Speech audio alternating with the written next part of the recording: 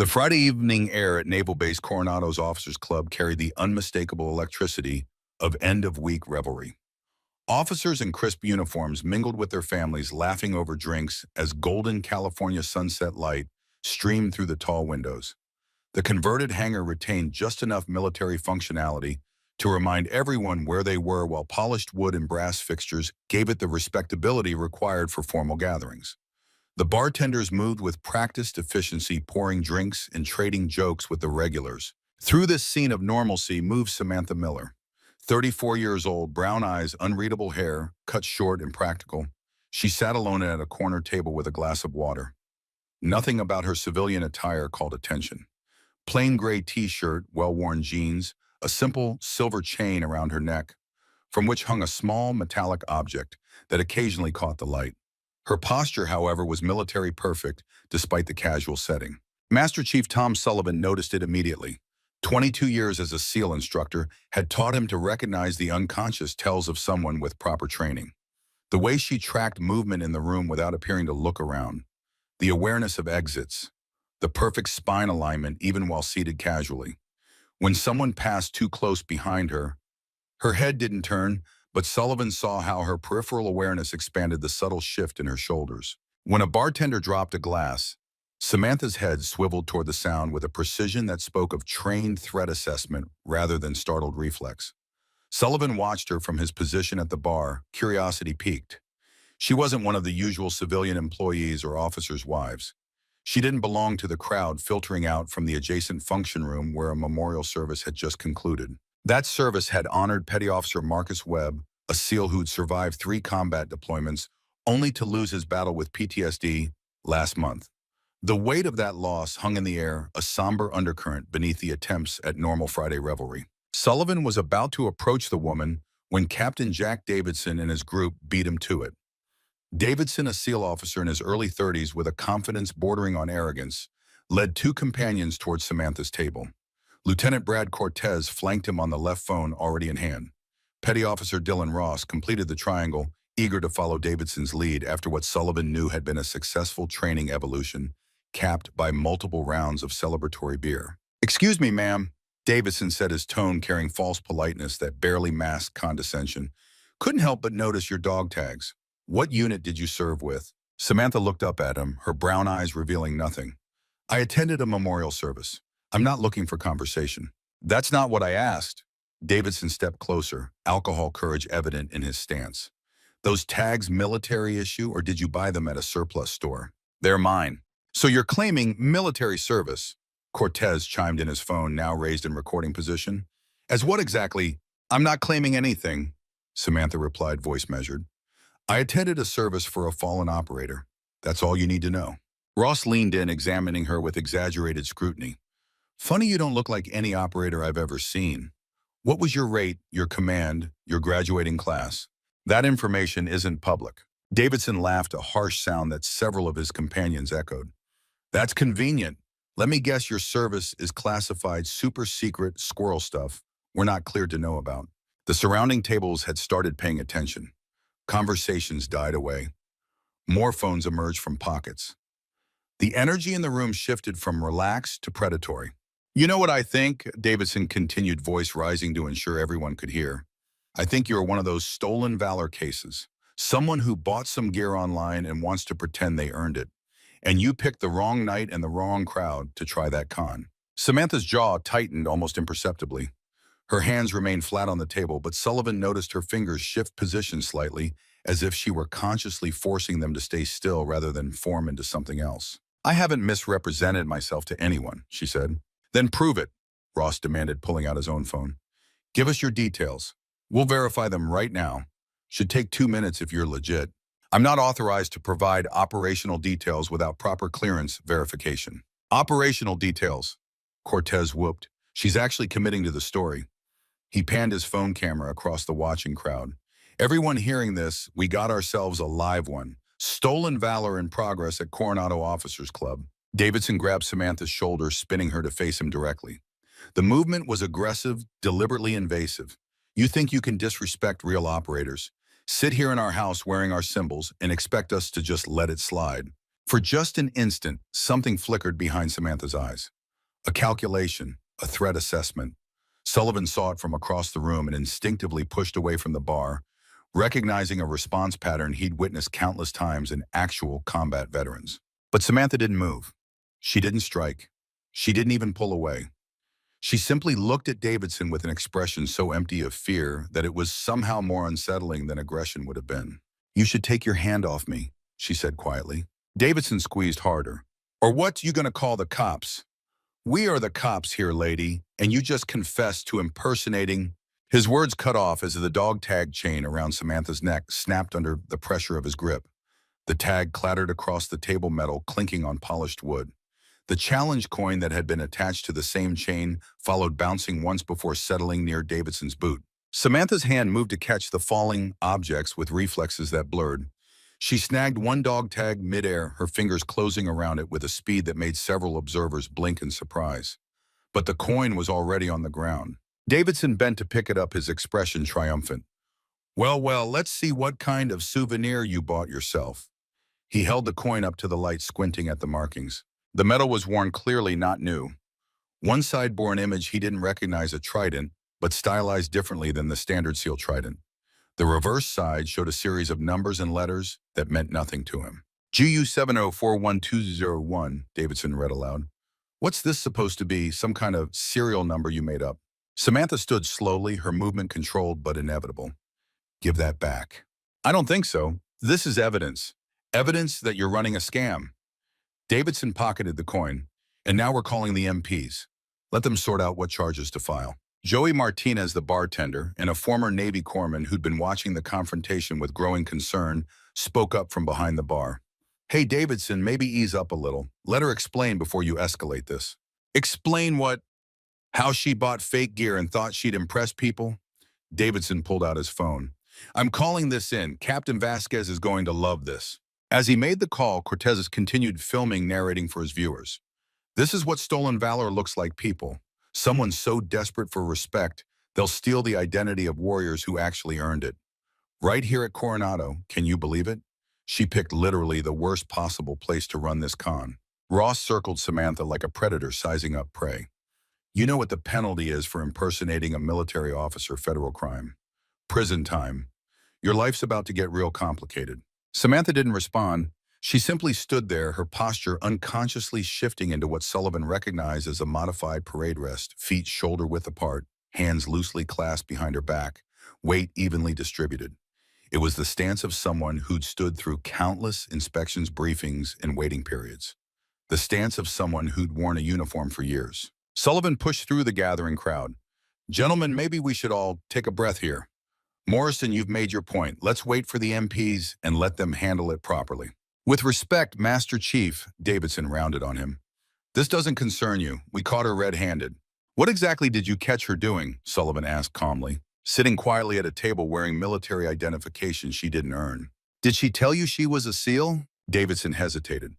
"She implied it. She was wearing tags, had a coin, talked about attending an operator memorial." "All of which could be true," Sullivan interrupted. "Did she specifically claim to be something she's not?" "She said her service record is classified," Ross interjected. "Classic faker move." Sullivan looked at Samantha, who met his gaze with that same unsettling calm. "Ma'am, prior service." "Yes," Samantha said simply. "Branch, Navy." "Rate?" Samantha paused. "I'm not authorized to discuss specifics without proper clearance verification." See, Davidson threw up his hands. "She's playing the classified card because she's got nothing to back it up." The front doors crashed open. Captain Linda Vasquez strode in with 4 MPs at her back, their weapons conspicuously holstered, but their body language broadcasting authority and readiness for trouble. At 45, Vasquez was known for running a tight ship and having zero tolerance for military misconduct. "Someone want to tell me why I'm here on a Friday night instead of home with my family?" Vasquez demanded, her gaze sweeping the room before settling on the knot of people around Samantha. Davidson stepped forward. "Captain, we've got a stolen valor situation. This woman," he gestured at Samantha, "has been representing herself as military, specifically claiming SEAL service. She's wearing dog tags and carrying military identification she didn't earn." Vasquez approached Samantha with the confident stride of someone accustomed to people getting out of her way. "Ma'am, I need to see identification, driver's license or military ID." Samantha reached into her pocket, slowly extracted a wallet, and handed over her driver's license. No military ID appeared. Vasquez examined the license under her flashlight. Samantha Miller, civilian address in San Diego. No military designation, yet you're wearing dog tags. I attended a memorial service for a fallen operator, Samantha said, her voice steady. I made no claims to anyone about my status. She absolutely did, Davidson cut in. She talked about SEAL training operational details. I answered questions that were directed at me, Samantha corrected quietly. I didn't volunteer information. Vasquez held up a hand for silence. Ms. Miller, simple question. Did you represent yourself as a currently serving or former military officer this evening? I attended a memorial service, period. That's not an answer. Did you or did you not claim military service? Samantha met Vasquez's eyes. I need to contact Naval Special Warfare Command. Major General William Hayes, this is a matter requiring higher authority involvement. You don't get to make demands, Miss Miller. You're under investigation for federal violations. Now answer the question. Did you claim military service? Before Samantha could respond, Davidson pulled out the challenge coin. She was carrying this captain. She claimed it was issued to her, but look at it. It's got weird markings, nothing official. Probably ordered it custom to complete her costume. Vasquez took the coin, turning it over in her hands. She frowned at the numbers, but didn't seem to recognize their significance. Challenge coins can be purchased online or received as gifts. This isn't proof of service. Exactly, Cortez chimed in. She's trying to use fake memorabilia to steal valor from real operators. Lieutenant Colonel James Wu, a Marine liaison officer who had been observing from a nearby table, pushed through the crowd. His weathered face was thoughtful as he approached. Captain Vasquez, may I examine that coin? Vasquez handed it over. Wu studied the markings carefully, his expression shifting subtly. Ms. Miller, where did you acquire this? It was issued to me in May 2011 for completion of a classified operation, Samantha said. She's making it up as she goes, Davidson exploded. Captain, arrest her already.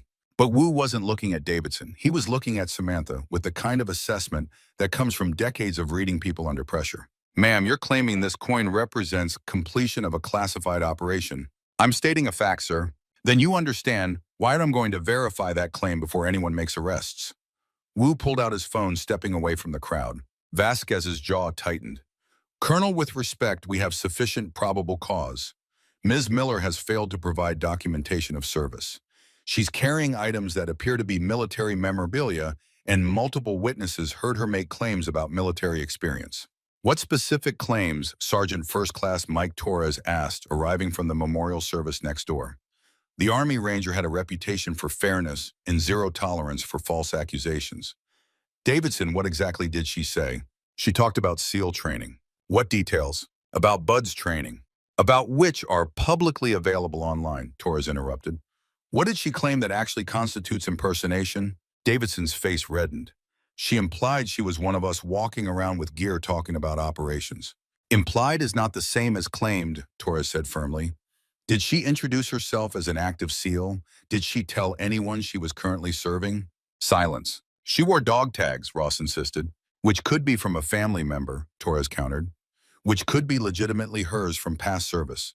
Which could be completely legal, even if they're just personal items. You're making assumptions. Vasquez raised her voice. Gentlemen, enough. Ms. Miller, final opportunity. Do you have any documentation of military service? Discharge papers, DD-214, anything. Samantha's expression didn't change. My service record is classified under executive order. I cannot produce public documentation without authorization from Naval Special Warfare Command. Cortez burst into laughter. Oh, that's perfect. She's committed now. Captain, this is textbook fake veteran behavior, Davidson added. They always claim their records are sealed or classified when you ask for proof. Vasquez seemed to agree, her expression hardening. Ms. Miller, people with genuinely classified backgrounds don't announce it in public bars. They don't wear identification items that draw attention, and they certainly don't claim they can't provide basic verification. I made no announcements, Samantha said quietly. I attended a private memorial service. These gentlemen approached me, made accusations, and escalated the situation.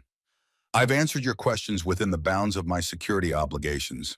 If that's insufficient, contact the appropriate authority to verify my status. The appropriate authority is me, Vasquez snapped, and my authority says you're under arrest. She nodded to her MPs. Cuff her. As the MPs moved forward, Samantha didn't resist. She turned, placing her hands behind her back with practiced ease. The MPs hesitated for just a fraction of a second. Her positioning was too perfect, too automatic. She'd been handcuffed before, multiple times, by people who knew what they were doing. Sullivan noticed. So did Torres.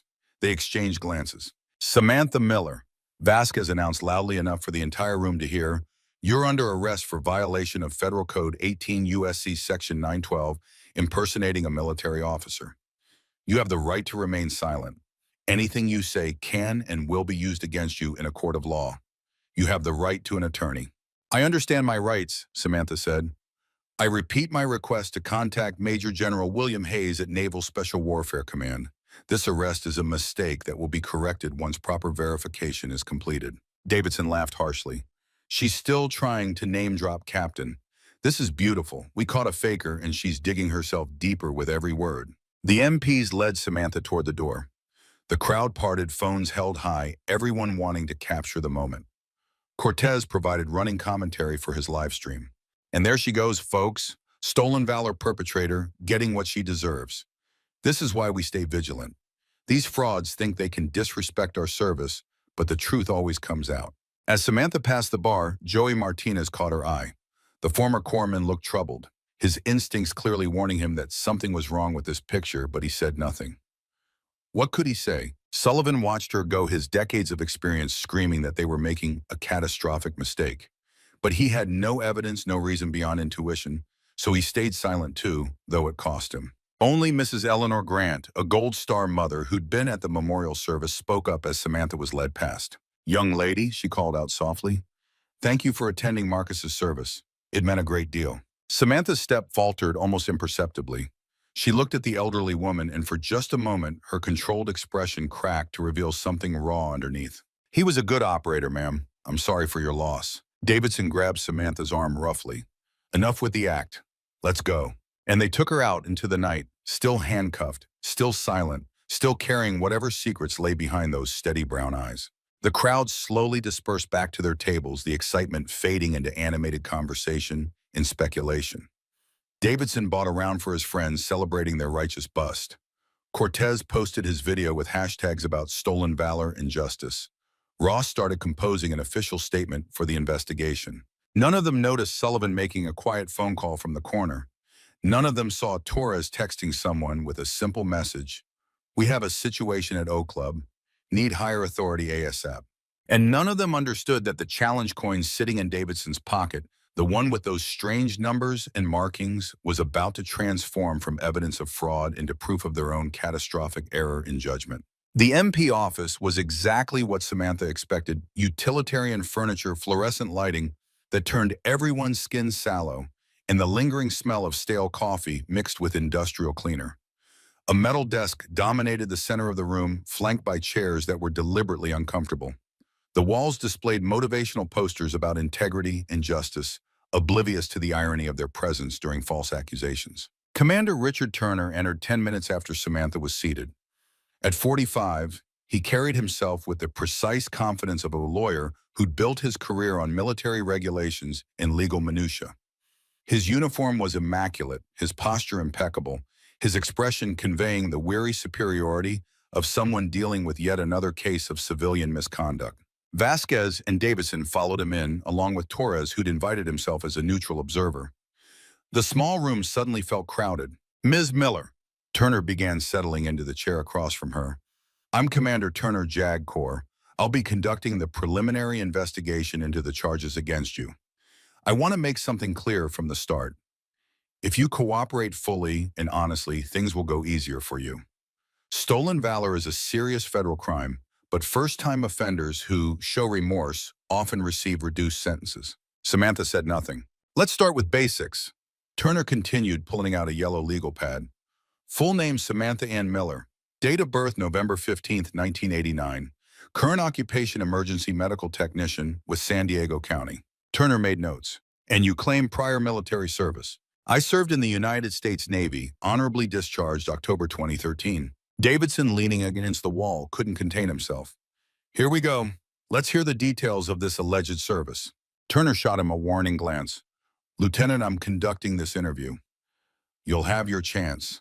He returned his attention to Samantha. Ms. Miller, what was your rate in the Navy? Samantha paused for exactly 3 seconds. I'm not authorized to disclose my specific rate or unit designation without proper clearance verification from Naval Special Warfare Command. There it is, Davidson exclaimed. The classic deflection, sir. This is exactly what stolen valor perpetrators do. They claim classified service because they can't provide details that don't exist. Turner held up a hand. Miss Miller, I have a secret clearance. If your service was genuinely classified at that level, you can disclose it to me. My service requires higher than secret clearance, Commander. The room fell silent for a moment. Turner's pen stopped moving. Even Davidson looked uncertain. Torres spoke up quietly. Commander, that would be top secret SCI or specialized compartmented programs, if she's telling the truth. If, Davidson interrupted, big if. Turner tapped his pen against the pad. Fine, let's approach this differently. Ms. Miller, tell me about BUDS training, assuming you're claiming to have gone through it. I haven't claimed anything about BUDS, Samantha said, but you know what it is. Basic underwater demolition/SEAL training conducted at Naval Special Warfare Center, Coronado. Common knowledge, Davidson muttered. Google could tell you that. Turner continued. What week of BUDS is Hell Week? Week 4 of first phase. What's the grinder used for? Physical training evolutions, surf torture, log PT, conditioning drills, asphalt surface approximately 150 feet by 200 feet. Turner's eyebrows rose slightly. That level of specificity wasn't typical tourist knowledge. What happens during surf torture? Samantha hesitated. This was crossing into territory that could either condemn or vindicate her. Students form boat crews in the surf zone. They're required to link arms and remain in the cold water for extended periods. The purpose is to test psychological endurance and teamwork under physically demanding conditions. How long are the periods? That varies by instructor decision and student performance.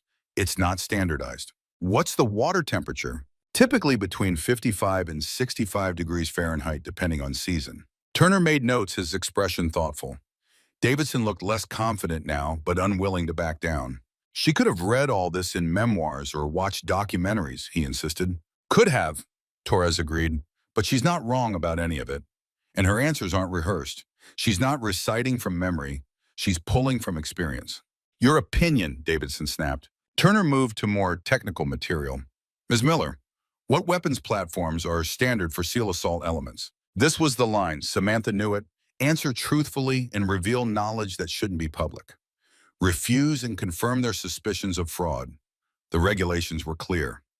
Direct questions from military legal authority regarding potential criminal activity required honest responses. She made her choice. Standard loadout for DevGru assault elements typically includes modified HK416 with 10.4-inch barrel suppressor, EOTech EXPS-3 optic visible, and infrared laser aiming devices. Stop. Turner's voice was sharp. The pen dropped from his hand. Where did you get that information? Samantha fell silent. Davidson pushed off the wall. Where did you get it? That's not public information. No, Turner said quietly, his expression shifting from skeptical to deeply troubled. It's not. That's operational details that should not be in civilian hands. He stared at Samantha. Miss Miller, you just revealed classified information. How do you know those specifications? I was asked a direct question by legal authority, Samantha said calmly. I'm required to answer honestly. That doesn't explain how you know classified weapons configurations. It does if I had access to them through legitimate service. The room erupted. Davidson demanded immediate arrest for espionage. Vasquez wanted to know who Samantha's contacts were. Torres argued that her knowledge proved she had insider access somehow. Only Turner remained silent, studying Samantha with the intensity of someone reassessing everything. Finally, he raised his hand for quiet. Miss Miller, I'm going to ask you one direct question, and I want a direct answer. Not deflection, not claims of classified status, not evasion. Were you or were you not a member of the United States Naval Special Warfare community? Samantha met his eyes. I was. In what capacity? That information requires top secret SCI clearance and compartmented access that I cannot verify you possess, Commander. I'm the JAG officer for this base. I have oversight authority. You have authority, Samantha acknowledged, but you may not have need to know clearance for specific programs. My participation in those programs cannot be disclosed without verification that you're authorized to receive that information. Turner stood abruptly, his chair scraping across the floor. This is absurd. You can't claim military service and then refuse to provide any verifiable details. I've provided details. You're now aware I had access to classified weapon specifications. That access wasn't illegitimate. I didn't steal information or hack databases. I knew those details because I used those weapon systems. Davidson's face had gone red. You're claiming you were an operator. A woman in what, 2010, 2011? There were no female SEAL operators then. Officially, Samantha said quietly, there weren't. The word hung in the air like smoke from a discharged weapon. Vasquez stepped forward. Miss Miller, let me see your hands. Samantha looked at her. Why, just do it. Samantha held out her hands, still cuffed. Vasquez grabbed her wrists, turning her palms up to the light. Her thumbs ran over the calluses, thick ridges at the base of each finger, pronounced scarring between the thumb and index finger of her right hand, smaller scars across the palm. Commander, Vasquez said slowly, these aren't normal calluses. This is weapon wear, significant weapon wear. Torres moved closer to examine Samantha's hands. His expression shifted. That's pistol grip pattern, thousands of rounds. He pointed to the scarring. And that's slide bite from improper grip on a 1911 or similar platform. She learned to shoot with something that bites back when you hold it wrong. Anyone can go to shooting ranges, Davidson insisted, but his voice had lost its confident edge. Not like this, Torres countered. This is duty weapon wear. This is what happens when you carry and fire a service weapon daily for years. Recreational shooters don't develop this pattern. Turner examined the hands as well as legal mind, clearly working through implications. Miss Miller, remove your jacket. I prefer not to. It wasn't a request. You're under arrest. Remove your jacket or I'll have the MPs do it. Samantha slowly pulled off her light denim jacket, revealing a short-sleeved gray shirt underneath. Her forearm showed immediately a series of thin scars running up her left arm in a pattern that made Torres draw in a sharp breath. Shrapnel, he said. That's a blast pattern. IED or explosive device fragment wounds. He pointed to her shoulder. And that scarring surgical. Something required significant medical intervention. Samantha's jaw tightened, but she said nothing. Vasquez studied the scars with professional interest. These aren't fresh. Years old healed cleanly, which means good medical care, military medical care. Could be from anything, Davidson argued, but he sounded uncertain now. Car accident, industrial accident. Torres shook his head. Not with that pattern. That's combat injury signature. I've seen it enough times to recognize it. Turner returned to his chair, his entire approach shifting. Miss Miller, I'm going to run your name through the military database. Standard check. If you served, you'll appear. If you don't appear, we'll have our answer. He pulled out a laptop, logged into a secure terminal, and began typing. Samantha watched him passively as he worked. Davidson moved to look over his shoulder. Torres remained by her side, his expression thoughtful. Vasquez stood by the door, arms crossed. After 5 minutes, Turner looked up. No record of Samantha Miller in the SEAL pipeline, but as graduates or NISALVAL community databases that I can access. Davidson's triumphant expression returned. There it is. She's a fraud. All this talk about classified service and she's not even in the system. She's not in the databases you can access, Torres corrected. That's different from not being in any database. What databases can't a JAG commander access? Davidson challenged. Quite a few, actually, Torres said. JSOC personnel, special mission units, compartmented programs. If she was part of something above your clearance, Commander, she wouldn't appear in your search. Turner closed the laptop with more force than necessary. Miss Miller, I'm going to be direct. You've demonstrated knowledge you shouldn't have injuries consistent with combat service and physical evidence of weapons training, but you're not in any database I can verify. That means either you're telling the truth about classified service above my clearance level or you've stolen information and fabricated an elaborate cover story. I've told you the truth, Samantha said simply. Then provide me with someone who can verify it. A commanding officer, a unit member, someone I can contact to confirm your claims. Major General William Hayes, Commanding General Naval Special Warfare Command. Davidson laughed bitterly. She's still trying to name drop. Sir, this is getting ridiculous.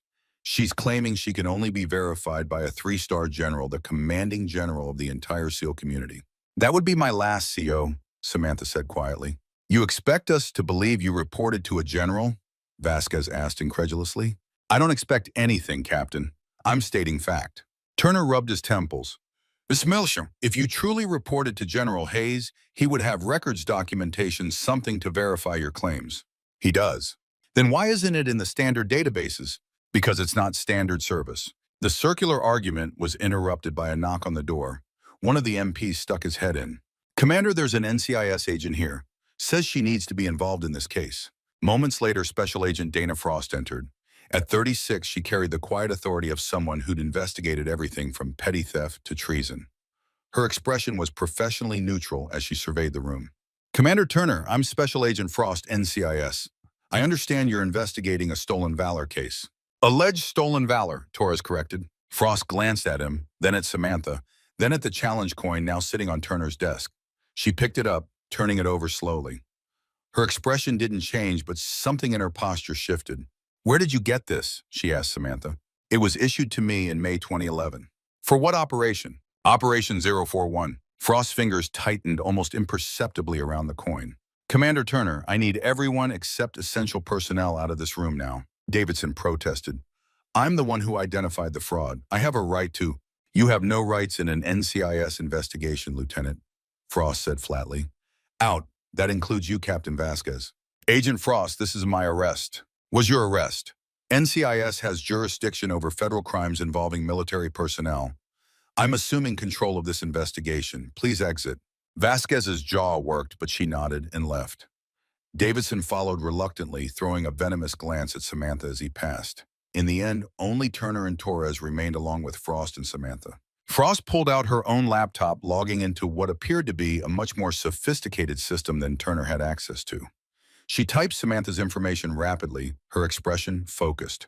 The silence stretched for 5 minutes, then 10. Finally, she closed the laptop and looked at Turner. "Commander, how much do you know about Naval Special Warfare Group 7? "There is no Group 7, Turner said automatically. "Nesvalpaos is organized into Groups 1, 2, 3, 4, 8, and 10. "Correct. There is no Group 7 officially." Frost turned to Samantha. "But there was a unit with that designation, wasn't there, Miss Miller?" Samantha's expression remained neutral, but Torres saw her shoulders tense almost imperceptibly. "I cannot confirm or deny the existence of classified units," Samantha said carefully. "No, you can't," Frost agreed, "but I can because I have the clearance." She looked at Turner. "Commander Miss Miller is telling the truth. Her service record is classified at levels above your access. The challenge coin is authentic, and you're about to make the situation significantly worse if you continue this arrest." Turner stared at her. "You're saying she was actually—" "I'm saying you need to release her immediately and contact Major General Hayes before this becomes an incident that ends careers, starting with yours." Davidson's shoulder check as he had passed Samantha on his way out had been deliberate, a final act of contempt from someone convinced he'd exposed a fraud. The collision sent Samantha stumbling against the desk edge, and her shirt sleeve caught on a protruding corner of metal. The fabric tore with a soft, ripping sound and exposed her shoulder. The tattoo was impossible to miss. A Navy SEAL trident rendered in sharp black lines with exceptional detail. But it wasn't standard. Below the trident were letters Q7, and surrounding those letters, 12 five-pointed stars arranged in a precise circle. 3 seconds of absolute silence. Then Chief Warrant Officer Alex Brennan, who'd just arrived and been standing outside the interview room, saw it through the open door. "Oh my God." Torres's eyes went wide. "Is that—" Frost closed her laptop with a snap. Everyone stopped moving. Joey Martinez, the bartender, had followed the group from the club and was watching through the hallway window. His face went pale. "That's a ghost unit designation," he breathed. Master Chief Sullivan, arriving from making phone calls, pushed past Martinez and saw the tattoo. His entire body went rigid. Then slowly and deliberately he came to attention. "Ma'am," he said, his voice thick with emotion, "that is not something to take lightly." Samantha pulled her shirt back over her shoulder, but the damage was done. Everyone had seen it. The door at the end of the hallway banged open. Footsteps, multiple sets, moving with purpose. And then a voice sharp with authority and aged with command. "Where is she?"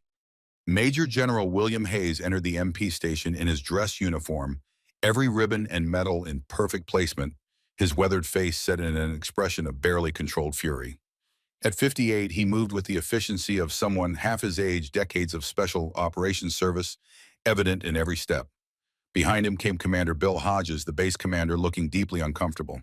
And behind Hayes came Lieutenant Colonel Wu, who'd made the phone call that brought Hayes here. The hallway erupted in activity. Everyone who could stand came to attention. Turner shot out of his chair. Vasquez and Davidson, who'd been waiting in the outer office, scrambled to their feet. Even Samantha, handcuffs still on, began to rise. Hayes's eyes swept the scene, taking in everything. The torn shirt, the visible tattoo, the handcuffs, the challenge coin on Turner's desk. His jaw tightened. Then he looked at Samantha. Really looked at her, and his expression shifted through a dozen emotions in the 2 seconds. Shock recognition, something that might have been pain relief, and finally settling into grim determination. "Operator Miller," he said quietly. The room erupted into chaos. Davidson's face drained of all color. Cortez, who'd followed the crowd, dropped his phone. Ross staggered backward into a wall. Vasquez's hands shook as she fumbled for her handcuff keys. Turner simply sat down, all the strength leaving his legs. "No," Davidson whispered. "No, that's not. She can't be." Hayes ignored them all. He walked directly to Samantha, and in a movement that would be analyzed and replayed countless times in the coming days, he came to attention and saluted her. "Ma'am," he said formally, "it's an honor." Samantha, still handcuffed, couldn't return the salute, but she met his eyes with an expression that finally, after 90 minutes of forced calm, showed emotion, gratitude, relief, and something that might have been tears held firmly in check. "General," she said, her voice slightly rough, "permission to speak freely." "Granted." "It's good to see you, sir." Hayes's composure cracked just slightly. "The honor is mine, Samantha, always has been." He turned to Vasquez. "Get those handcuffs off her now." Vasquez's hands were shaking so badly she could barely work the key. When the cuffs finally came off, Samantha rubbed her wrists absently, the action automatic and unconscious. Hayes turned to address the room, his voice carrying the weight of 3 decades of command. "For those present with appropriate clearance, I'm about to provide information that does not leave this room. For those without clearance," he looked pointedly at Davidson, "consider this an official briefing under national security protocols. Any disclosure will be prosecuted." He picked up the challenge coin from Turner's desk, holding it up so everyone could see. This coin was issued to 12 individuals who participated in the most classified naval special warfare operations conducted between 2009 and 2013. These individuals operated under a unit designation that officially does not exist and has never existed. They conducted missions in denied territories where U.S. military presence could not be acknowledged. Hayes's voice softened slightly. Petty Officer First Class Samantha Miller served in that unit from 2009 to 2013. She was an explosive breacher and combat medic. She participated in 17 classified operations across 4 theaters. He paused, looking at Samantha, including Operation Neptune Spear, May 2nd, 2011. Someone in the hallway gasped, "Bin Laden raid." "She was at the Bin Laden raid." Davidson's voice came out broken, barely audible. "But there were no women on that mission." Hayes's eyes were steel. "Officially, Lieutenant, there were no women. Operator Miller's presence remains classified under executive order, as does the presence of her unit." He set the coin down carefully. "These coins were issued to the 12 Ghost Unit 7 operators who survived operations from 2009 to 2013. 4 operators did not survive. The 8 who did carry these coins as the only acknowledgement of service that most of them will ever receive." He turned back to Samantha. "Operator Miller earned hers the way all of them did, through actions most of the world will never know about, in places they'll never hear of, protecting people who will never know they were in danger." Brennan, the SEAL Team 6 liaison, stepped forward. His eyes were wet. "Ma'am, we heard you were medically retired. Injuries from Kandahar." Samantha nodded slowly. "IED ambush during exfil, August 2012. Shrapnel collapsed my left lung, severed my radial artery, fractured my shoulder blade in 3 places." Hayes continued the story. "Operator Miller rendered aid to 3 teammates while under fire despite her injuries. She kept 2 men alive until medevac arrived. She saved Petty Officer Marcus Webb that day." His voice roughened. "Webb survived his physical wounds, his psychological ones. Those took him last month. The memorial service. That's why Samantha had been there. Webb was her teammate. She attended his service quietly, privately, because that's what operators like her do," Hayes said. "They don't seek recognition. They don't tell stories. They certainly don't announce their service to strangers in bars." He turned to face Davidson directly. The younger officer looked like he wanted to disappear into the floor. "Lieutenant Davidson," Hayes said, his voice dangerously quiet, "you just publicly accused, arrested, and assaulted a decorated combat veteran with higher security clearance than anyone in this building except me. You humiliated her in front of dozens of witnesses. You live-streamed accusations of fraud against a woman who has done more for this country in 4 years than most will do in entire careers. And you did all of this based on assumptions, prejudice, and the arrogant certainty that you knew better than she did about who belongs in the special operations community. Davidson couldn't speak. He was shaking his face ashen. Hayes's voice rose slightly. You have 5 seconds to apologize to Operator Miller before I convene a court-martial board and end your career in the most public and humiliating way possible. I'm sorry, Davidson choked out. Ma'am, I'm so sorry. I didn't know. No, Samantha said quietly. You didn't, and you didn't try to find out. You made assumptions based on what you thought you knew about who could be an operator, and those assumptions were wrong. Hayes stepped back, giving Samantha space. She faced Davidson, Cortez, and Ross, the 3 men who'd orchestrated her arrest, with an expression that was somehow both understanding and implacable. I don't need your apologies, she continued, but the next woman you encounter who claims military service, she might. You owe it to every female operator, every female veteran, every woman who's earned her place through sacrifice and service, to give them the respect you'd give any brother in arms. Not because they're women, because they're warriors. The silence that followed was profound. Finally, Hayes spoke again. Captain Vasquez, you're relieved of MP command pending review.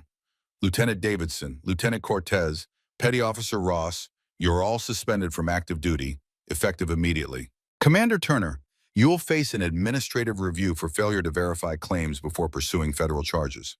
Commander Hodges, he looked at the base commander. We need to discuss new protocols to ensure this never happens again. One by one, they acknowledged their fates.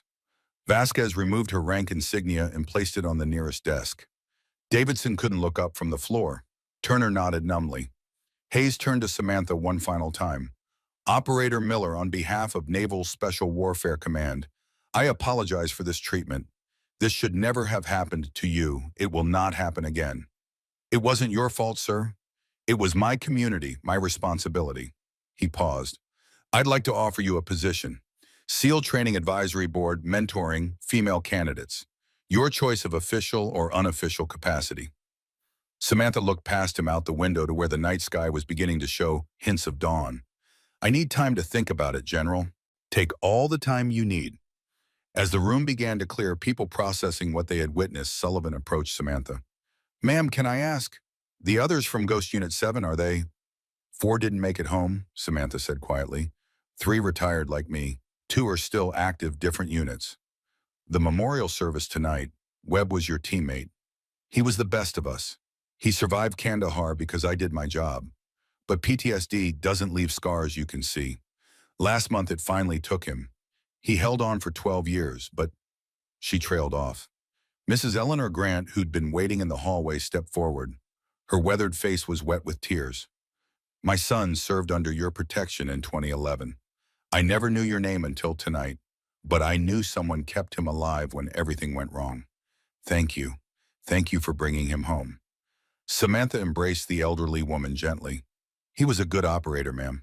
I'm sorry for your loss. And I'm sorry for yours. All of yours. Mrs. Grant pulled back, searching Samantha's face.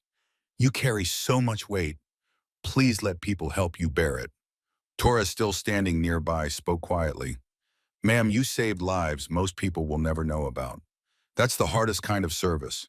The kind that gets no recognition, no acknowledgement, no thanks.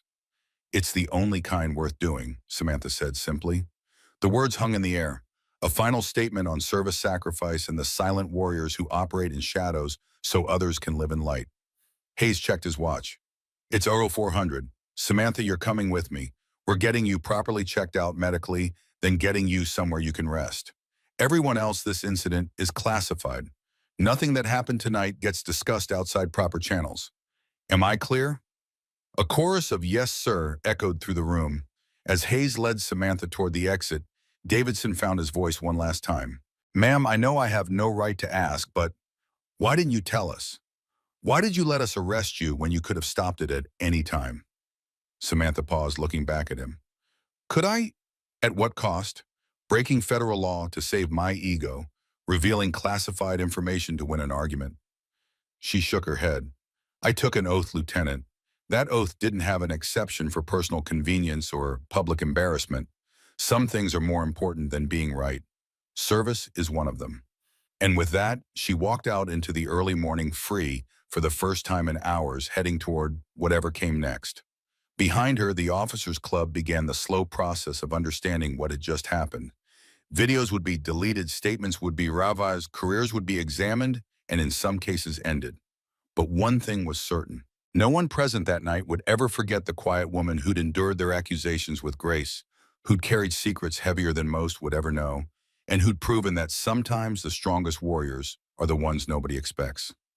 The drive to Naval Medical Center, San Diego, took 20 minutes through pre-dawn streets, empty except for delivery trucks and die-hard joggers.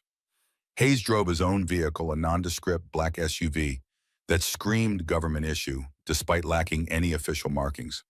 Samantha sat in the passenger seat, watching the city lights blur past her mind, still processing the past 2 hours. You know, Hayes said after several minutes of silence, when Wu called me, I was at a retirement dinner for Admiral Patterson. Had to leave before dessert. Patterson's wife was not pleased. Samantha glanced at him. Sorry to ruin your evening, sir. Don't be. Patterson's retirement speeches are legendary for all the wrong reasons. You gave me an excellent excuse. He navigated a turn with practiced ease. What I want to know is how you ended up at that club in the first place. You've been ghost for 12 years. Why surface now? Webb's memorial service, Samantha said quietly. His sister reached out, asked if any of his old teammates could attend. Out of the unit is still active or unreachable. I was the only one available. You could have declined. I could have, but Webb saved my life in Helmand Province in 2010. I owed him more than silence. She leaned her head against the window. I didn't plan on staying for the reception, but his mother asked me to. Said Marcus had talked about a female medic who patched him up during a firefight. She wanted to meet me. So you stayed, and Davidson's group was there. They were already drunk when I arrived. I kept to myself, tried to be invisible. Didn't work. Hayes' jaw tightened. Davidson's been on my radar for 6 months. Excellent operator. Top-tier skills, but he's got attitude problems about the female integration program. I've been watching him, waiting for him to either evolve or self-destruct. Tonight, he made his choice. He's young, Samantha said. He'll learn. He's old enough to know better, and young enough that this will define his career going forward. Hayes pulled into the medical center parking lot, finding a spot near the emergency entrance. But that's not your problem anymore. Right now, we're making sure you're physically okay. Then we're dealing with the fallout. The medical examination was thorough, and to Samantha's relief, brief. The attending physician, a Navy lieutenant commander who'd clearly been briefed on the situation, checked her wrist for cuff injuries, examined the old scars for any aggravation from the evening's stress, and took baseline vitals. Everything came back normal, though her blood pressure was elevated. Stress response, the doctor noted. Understandable given the circumstances. I'm recommending 48 hours of rest. Light duty only, no strenuous activity. I work as an EMT, Samantha said. I'm scheduled for a shift tomorrow night. Call in, doctor's orders. He signed off on the paperwork and handed it to Hayes. General, she's clear to go, but seriously rest. The body keeps the score, and tonight's events will catch up with her if she doesn't give herself time to decompress. Hayes thanked him and led Samantha back to the SUV. I'm taking you to a safe house. Quiet location, secure, no interruptions. You'll stay there until we sort out the administrative mess. I have an apartment, which Davidson has the address to, along with 50 other people who watched his live stream. NCIS is already monitoring social media. Your face is out there, Samantha. The stolen Valor accusation went viral before we could stop it. Now we're doing damage control, but until we can guarantee your safety, you're going somewhere secure. Samantha closed her eyes. Of course, the video. She'd known Cortez was streaming, but in the chaos, she hadn't thought about the implications. Thousands of people had watched her arrest, heard the accusations, formed opinions, and now Hayes would have to somehow explain why the woman arrested for stolen valor was actually a legitimate operator without revealing classified information. How are you going to handle the media? She asked. Carefully, very carefully. Hayes started the engine. Public Affairs is already drafting a statement. It'll confirm you're a former Navy service member, that the charges were dropped due to verification of legitimate service, and that the matter is considered closed. We won't mention Ghost Unit 7 Operation Neptune Spear or any specifics, just enough to clear your name without compromising operational security. Davidson's video shows my face. People will dig. Let them dig. They won't find anything. Your service record is sealed tighter than Fort Knox. We've already scrubbed your name from every accessible database. As far as the public is concerned, you're a former Navy service member who got caught up in a misunderstanding. End of story. Samantha wasn't convinced it would be that simple, but she was too exhausted to argue. The adrenaline that had sustained her through the interrogation was fading, leaving behind bone-deep fatigue and the beginnings of a headache. The safe house turned out to be a modest two-bedroom cottage in La Jolla, tucked into a quiet neighborhood with ocean views and nosy neighbors who'd notice anyone suspicious. Hayes entered first, clearing the rooms with practiced efficiency before gesturing Samantha inside. Fully stocked kitchen, secure communications in the den, panic button by the bed. NCIS will have rotating surveillance on the perimeter, but they'll be invisible. You won't see them unless something goes wrong.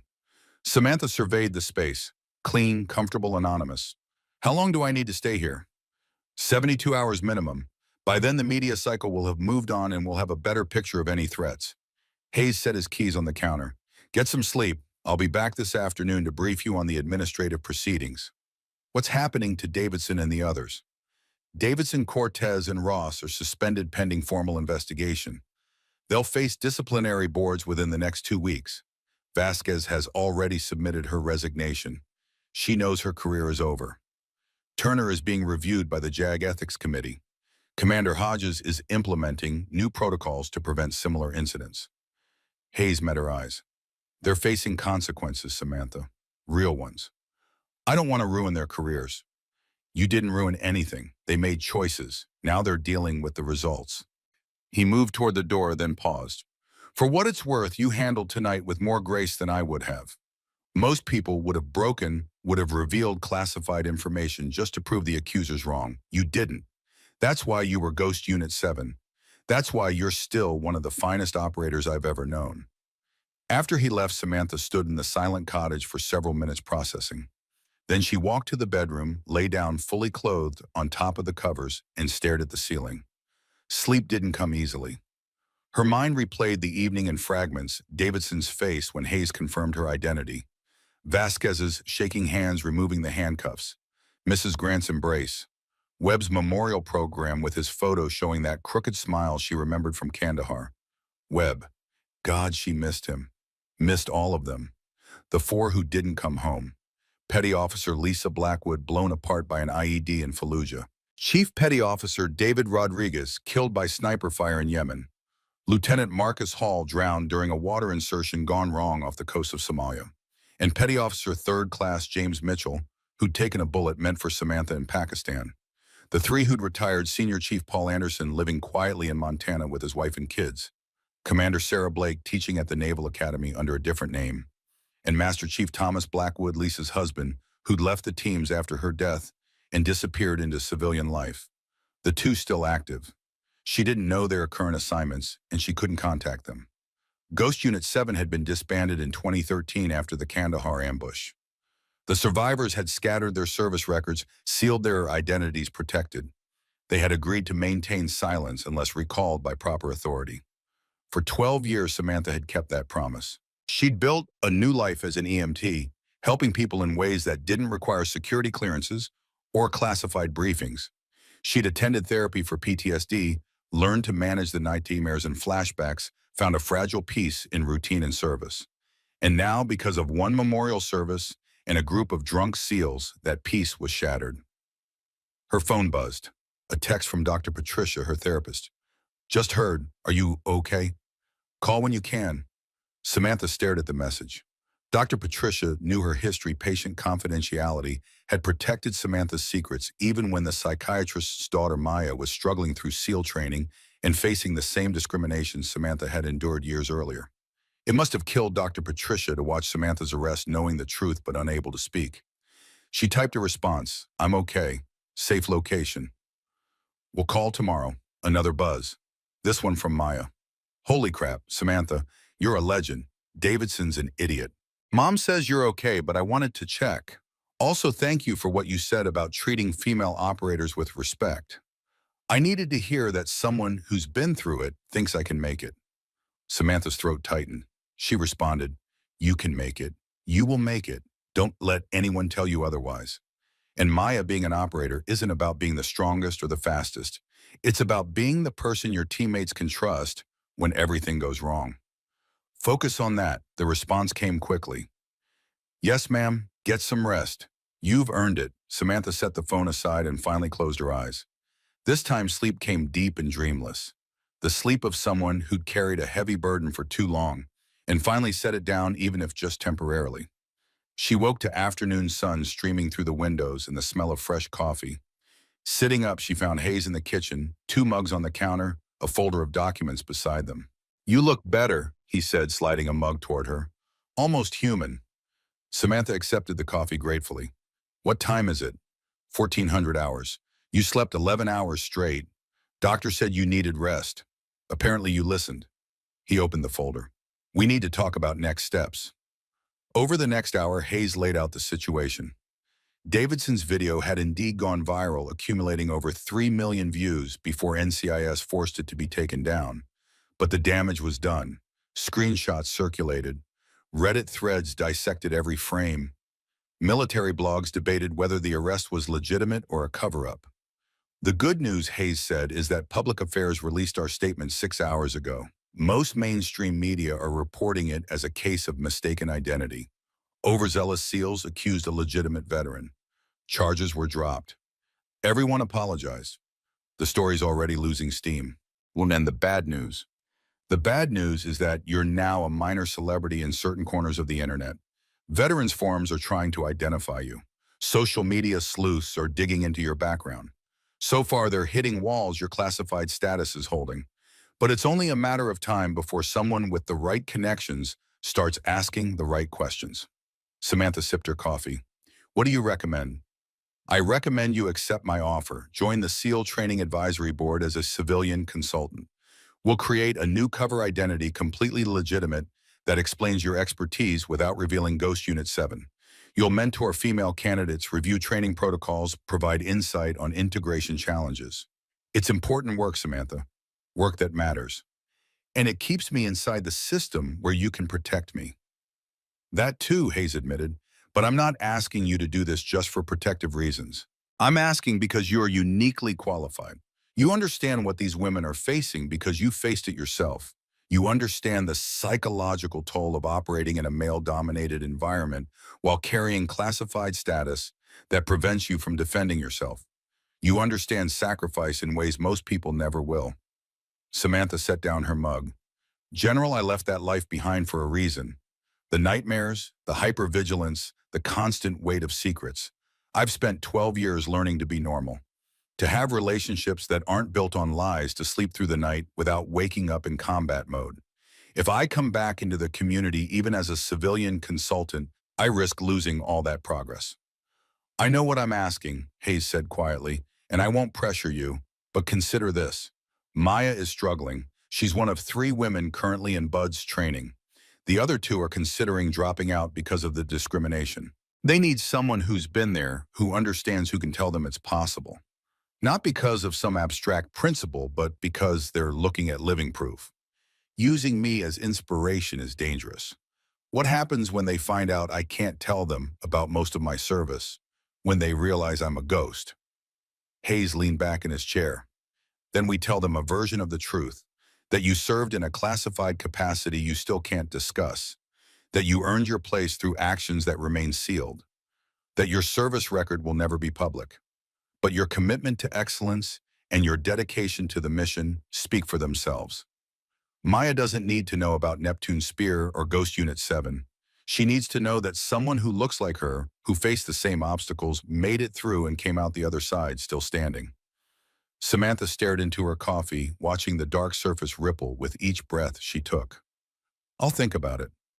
That's all I ask. Hayes stood. There's one more thing.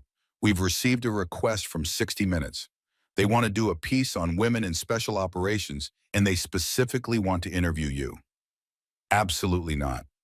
I told them you'd say that, but their producer made a compelling argument. If we control the narrative now, tell your story on our terms, we prevent others from speculating and potentially stumbling onto classified information. A sanitized interview, pre-approved questions, nothing that compromises security just enough to satisfy public curiosity and shut down the conspiracy theories. And turn me into a public figure, which is the last thing I want. It's a risk, Hayes conceded. But so is staying silent and letting others define who you are. Either way, you're already in the spotlight. The question is whether you want any control over what that light reveals. Samantha shook her head. I need more time to decide. You have 48 hours. After that, the media will move on to the next story and the opportunity closes. He collected his folder. I'll be back tomorrow morning. In the meantime, NCIS will maintain perimeter security. You're safe here. Try to relax. After Hayes left, Samantha poured herself another coffee and wandered into the living room. The safe house had been furnished with careful anonymity, neutral colors, generic artwork, furniture that could belong to anyone. But someone had left a few books on the shelves, and Samantha found herself drawn to them. One caught her eye, The Things They Carried by Tim O'Brien. She pulled it out, settled onto the couch, and began reading. The stories of American soldiers carrying physical and emotional weight resonated in ways that made her chest ache. O'Brien understood. He'd been there. He knew what it meant to carry things that couldn't be put down. Her phone buzzed again, this time an unknown number. She almost didn't answer, but something made her pick up. Samantha Miller. A woman's voice, professional but warm. Who's asking? My name is Catherine Rodriguez. I'm David Rodriguez's sister. I got your number from General Hayes. I hope you don't mind. I wanted to thank you. Samantha's breath caught. David Rodriguez, Ghost Unit 7, killed in Yemen in 2012. Ma'am, I'm not sure what you mean. General Hayes told me what happened last night, about Davidson and the arrest, about you being revealed as Ghost Unit 7. My family has always known David was part of something classified. We never knew details, never asked. But after last night, Hayes called me personally. He said I could know that my brother served with you, that you were teammates, that you were there when it happened. Samantha closed her eyes. Ma'am, please call me Catherine. And please let me say this. For 15 years, my family has mourned David without understanding what he died for. We knew it was important, knew it mattered, but we had no details, no context, nothing to hold on to except the flag they gave us and the empty words about his sacrifice. Last night, General Hayes told me that David saved your life in Fallujah, that he put himself between you and an IED, that his last words were, "Get her out." Tears streamed down Samantha's face. She remembered. God, she remembered. The explosion, David's body shielding hers from the worst of the blast, his blood soaking into the sand, the desperate scramble to evacuate while under fire. He was a hero, Samantha managed, the best of us. And now I know he died protecting someone worth protecting, someone who went on to save others, to serve with honor, to carry his memory forward. That means everything to my family. Everything. Catherine's voice cracked. So thank you, Samantha. Thank you for surviving. Thank you for honoring his sacrifice by continuing to serve. Thank you for being worth saving. They talked for another 20 minutes. Catherine shared stories about David as a child, his dreams of military service, his dedication to his teammates.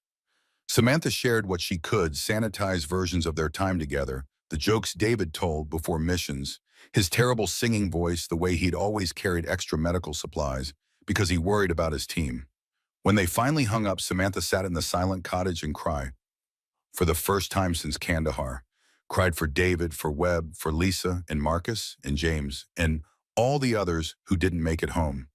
Cried for the 12 years she'd carried their memories alone, unable to share them, unable to properly grieve, because grief required acknowledgement, and acknowledgement required revealing secrets she'd sworn to keep. The next morning, Hayes returned with news.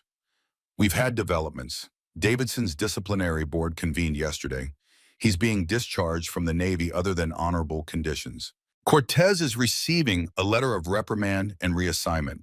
Ross is suspended for 6 months with mandatory sensitivity training. Vasquez's resignation was accepted. Turner is being transferred to a desk job in Norfolk. Samantha absorbed this. That's harsh for Davidson. His career is over. He assaulted a superior officer, falsely accused a veteran of federal crimes, and created a public relations nightmare. The board considered those aggravating factors. Plus, his service record showed a pattern of discrimination complaints that were never formally addressed. Last night was the culmination, not an isolated incident. What about the others who were there? The witnesses. Most are facing non-judicial punishment, letter of counseling, extra duty, that sort of thing. Master Chief Sullivan and Sergeant Torres are being commended for their attempts to de-escalate. Commander Hodges is implementing new training protocols about stolen valor accusations, verification before arrest, respect for all service members regardless of appearance or gender. Hayes pulled out another folder.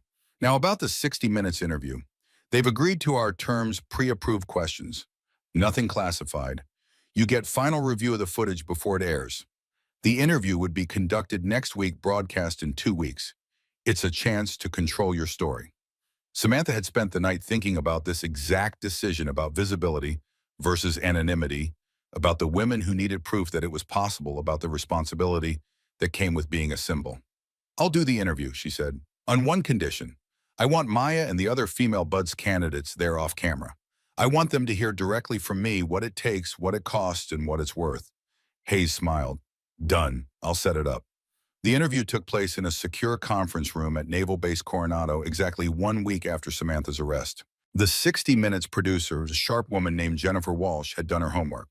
She knew exactly what questions to ask to get compelling answers without compromising classified information. Ms. Miller, last Friday night you were arrested for stolen valor. Yet within 2 hours those charges were dropped and you were revealed to be a legitimate veteran. Can you walk us through what happened? Samantha, dressed in simple civilian clothes, but with her posture betraying years of military discipline, chose her words carefully. I attended a memorial service for a fallen service member. Some individuals at the venue made assumptions about my background based on my appearance. Those assumptions led to accusations that I was impersonating a military officer. Once proper authorities verified my service record, the misunderstanding was resolved. But it wasn't just a misunderstanding, is it? You were handcuffed, interrogated, threatened with federal charges. How did that feel? Frustrating, but I understood their perspective. Stolen valor is a real problem that dishonors legitimate veterans. These individuals thought they were protecting the integrity of military service. They were wrong about me, but their motivation wasn't entirely unjustified. You're being very diplomatic about people who humiliated you publicly. Anger doesn't serve anyone. What serves is learning from the incident and ensuring it doesn't happen again. The Navy has already implemented new protocols. That's progress. Walsh leaned forward. General Hayes confirmed you served in a classified capacity from 2009 to 2013. Can you tell us anything about that service? I can tell you I served with honor, that I'm proud of my teammates and the work we did, that some of those teammates didn't make it home, and their families deserve recognition, even if the operations remain classified. Beyond that, my service details remain protected by executive order and national security protocols. Were you involved in any operations the public would recognize? I cannot confirm or deny involvement in specific operations. But you were part of the team that I cannot confirm or deny. Walsh changed tactics. What do you want people to understand about women in special operations? Samantha paused, choosing her words with care. I want people to understand that gender doesn't determine capability, that the women currently going through SEAL training aren't asking for special treatment or lowered standards. They're asking for the same opportunity to prove themselves that their male counterparts receive. They're asking to be judged on performance, not prejudice, and they're asking that when they succeed, because some of them will succeed, they be recognized as operators first and women second. What would you say to young women considering special operations careers? I'd say it's harder than you imagine. The physical demands are brutal. The psychological stress is overwhelming. You'll face discrimination, doubt, and obstacles your male peers won't encounter. You'll work twice as hard for half the recognition, and even when you succeed, some people will never accept it. Samantha paused.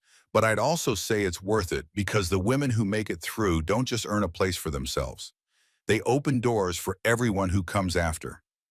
They prove that excellence has no gender, and they become part of a brotherhood that, despite the name, is ultimately about shared sacrifice, mutual trust, and dedication to something larger than yourself. The interview continued for 90 minutes. Walsh asked about PTSD, about transitioning to civilian life, about the challenges of carrying classified service history. Samantha answered honestly but carefully, revealing enough to be relatable while protecting operational security. When it was over, Walsh shook her hand. That was powerful. Thank you for trusting us with your story. After the cameras were packed away, three young women entered the conference room. Maya, along with Petty Officers Ashley Grant and Kimberly Martinez, the three women currently in Bud Show Us first phase. They looked exhausted, bruised, and determined. Ma'am, Maya said, thank you for agreeing to meet with us. Samantha gestured to the chairs. Sit, and stop calling me ma'am. I work for a living. The old enlisted joke broke the ice slightly. For the next 2 hours, Samantha talked with them about the reality of special operations, about managing physical pain, about handling discrimination, without letting it derail training, about the importance of teamwork over individual heroics. She shared sanitized stories from her own experience, emphasizing the lessons without revealing classified details. Here's what nobody tells you, Samantha said. The worst part isn't the physical training. Bodies adapt. The worst part isn't even the discrimination, though that's brutal. The worst part is the isolation. You're going to be alone in ways your male classmates never experience. They have each other, dozens of guys going through the same hell-building bonds, sharing the suffering. You have each other and maybe a handful of instructors who actually support integration. Everyone else will be waiting for you to fail. How do we deal with that? Ashley asked.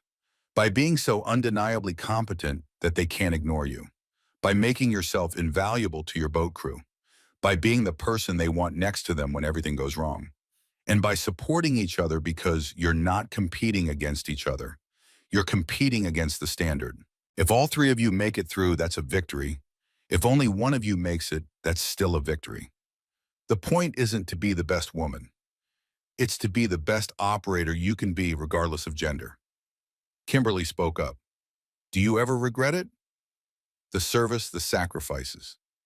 Samantha considered the question. I regret that some of my teammates didn't make it home. I regret that families lost people they loved. I regret that some operations required choices with no good options. But do I regret serving? No. I did work that mattered. I protected people who couldn't protect themselves. I was part of something larger than myself. That's not something I can regret. Even after last Friday, Maya asked. Even after being arrested and humiliated. Especially after last Friday, Samantha said firmly. Because last Friday proved that the system, despite its flaws, ultimately works. Yes, I was wrongly accused. Yes, I suffered injustice. But within hours, proper authority had intervened. The accusers faced consequences. The system corrected itself. That's not a failure. That's exactly how it's supposed to work, imperfectly, messily, but ultimately, justly. Before they left, Samantha pulled Maya aside. Your mother is proud of you. She can't tell you directly because of her professional obligations, but she's proud. And so am I. Maya's eyes glistened. I won't let you down. You can't let me down. The only person you can let down is yourself, so don't quit. Even when everything in you is screaming to quit, don't. Because on the other side of that pain is something very few people ever experience, the knowledge that you're capable of more than you imagined. 3 weeks later, the 60 Minutes interview aired. 20 million people watched Samantha Miller's story, saw her quiet dignity, heard her careful answers about classified service. Social media exploded with support. Veterans organizations praised her grace under pressure. Even Davidson issued a public apology, acknowledging his error and committing to be better. The viral video of her arrest was now contextualized. The woman being handcuffed wasn't a fraud, but a legitimate veteran facing unjust accusations. The narrative shifted from stolen valor exposed to veteran vindicated. Samantha became briefly a symbol of women in combat, of classified service of grace under fire. And then, as Hayes predicted, the media moved on. The next crisis, the next scandal, the next viral moment. Samantha's 15 minutes of fame ended, and she returned to relative anonymity. But the impact remained.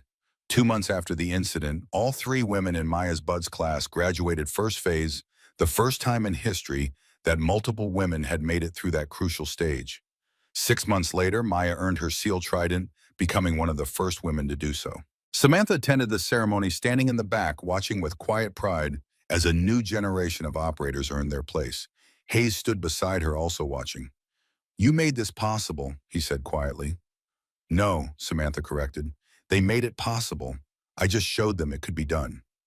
"Will you reconsider the advisory board position?" Samantha smiled. "I already accepted it. Started last week. Civilian consultant, part-time, strictly advisory. No operational involvement." Hayes raised an eyebrow. "You didn't tell me." "You're not the only one who can keep secrets, General." As they watched the new SEALs celebrate, Samantha felt her phone vibrate. A text from an unknown number. "The package has been delivered. 48 hours to respond. Ghost." She stared at the message, her blood running cold. Ghostin, the recall code, the one they had agreed would only be used for genuine emergencies requiring the unit's unique capabilities. Hayes noticed her expression. "What's wrong?" Samantha showed him the phone. His face hardened. "When did this arrive?" "Just now." "Do you know who sent it?" "Only 3 people have that code. One of them just used it." She looked at Hayes. "My watch isn't done, is it?" "Samantha, you're retired. Medical discharge. You don't have to respond." 12 operators, General. That's what the message implies. 12 people in danger who need someone who doesn't officially exist. She met his eyes. "When has need to know ever stopped mattering just because I left active service?" Hayes's expression was troubled. "If you do this, you're walking away from the peace you've built, the therapy progress, the civilian life, the normalcy you fought so hard to achieve." "I know. And if it goes wrong, there's no cavalry coming. Ghost Unit 7 officially doesn't exist. We can't acknowledge, we can't support, we can't extract you if things go bad." "I know that too." "Then why would you even consider it?" Samantha looked back at the celebration at Maya and the other new operators laughing and taking photos at the future they represented. "Because someone has to. Because 12 people are counting on someone who can do what others can't. Because that's what operators do. We answer when others can't." Hayes was quiet for a long moment. "What do you need?" "Access to classified briefing materials. Whatever intel exists on the situation. 24 hours to assess whether it's actually viable or a suicide mission." She paused. "And you're worried that if I don't come back, someone will tell Catherine Rodriguez and the other families what happened. Not the details, just that it mattered." "You have my word." Hayes pulled out his phone. "I'll have the briefing materials delivered to the safe house within 3 hours. But Samantha, you don't have to do this. You've given enough." "Have I?" Samantha asked quietly. "Because David Rodriguez gave his life to save mine. Webb held on for 12 years before PTSD took him. 4 of our teammates never came home. If I can honor their sacrifice by saving 12 more operators, how is that even a choice?" As the celebration continued around them, Samantha Miller, Ghost Unit 7, Operation Neptune Spear, the woman who'd endured arrest and accusation with silent grace, made her decision. Not because she wanted to return to the shadows, not because she craved the adrenaline or missed the missions, but because some debts can only be repaid in the same currency they were incurred. Sacrifice for sacrifice. Service for service. Life for life. 3 days later, Samantha Miller disappeared again. Her apartment stood empty. Her EMT supervisor received a resignation email. Her therapist got a brief message thanking her for everything and explaining that new assignments required relocating. Only Hayes knew where she'd gone.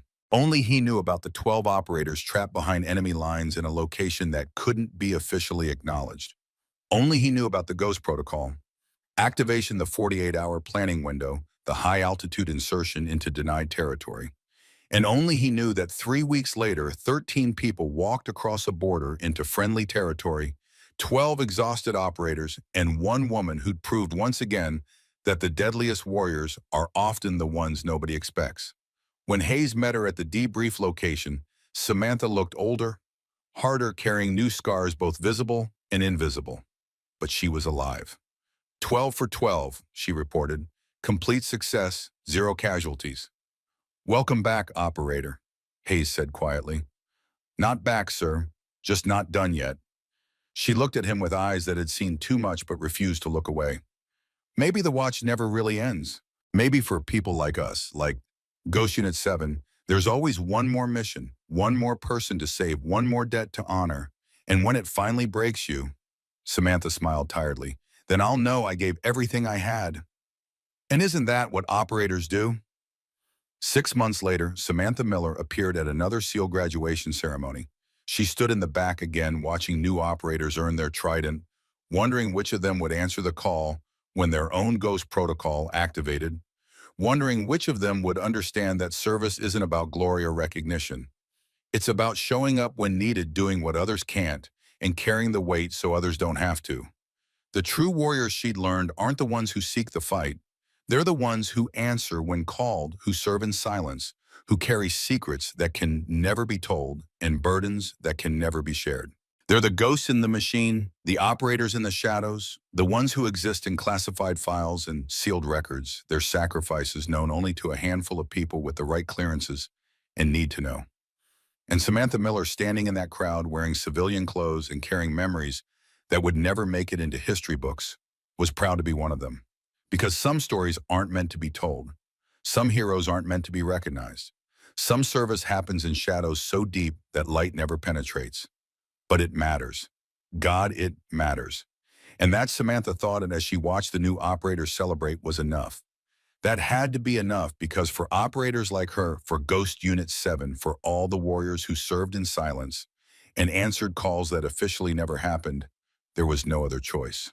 The watch continued, and somewhere in a secure facility with clearances above the highest classifications, another phone would eventually buzz with another message: Ghost 7. Package delivery required. And somewhere someone would answer, because that's what operators do, always.